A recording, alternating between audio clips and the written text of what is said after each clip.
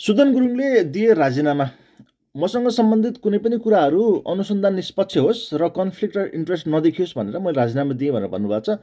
मलाई लाग्छ यो सरकारको निष्पक्षता हो के।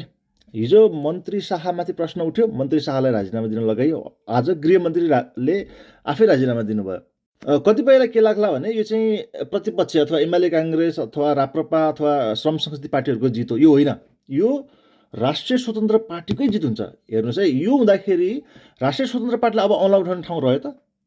हिजोसम्म प्रत्येक दिन मान्छेले गाली गरेर आएको मान्छेहरूले अब बोल्न पाए? अब बोल्न पाएनन् नि त। त्यसले गर्दा बालदेन शाहको सरकार चाहिँ ठिक ठाउँमा उभिरहेछ। यदि उनीहरूमाथि प्रश्न उठ्छ भने उनीहरूले निष्पक्ष छानबिन गर्न दिन्छन् भन्ने खालको एउटा उनीहरूले नजिर बसाउँदैछन् के।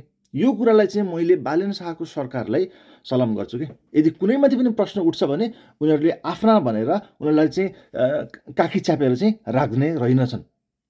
मैले धेरैवटा भिडियो बनाएर गृहमन्त्री सुदन गुरुङले राजीनामा दिनुपर्छ भनेर भिडियो बनाएको थिएँ। तपाईँहरूले कमेन्टमा पनि हेर्नु भएको छ, कतिपयले समर्थन गर्नुभएको थियो, कतिपयले तैँले राजीनामा मागेर हुन्छ भन्नुभएको थियो कि।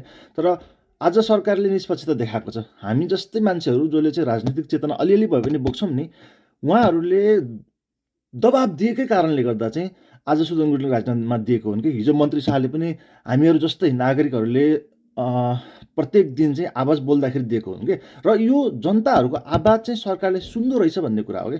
त्यो कारणले गर्दा मैले चाहिँ यो सरकारलाई यतिखेर चाहिँ पोजिटिभली लिएको छु है। अब यति भन्दै गर्दा सुदन गुरुङलाई हामीले जीवनभरि चाहिँ गृहमन्त्रीमा देख्न नचाहेको हो त? होइन।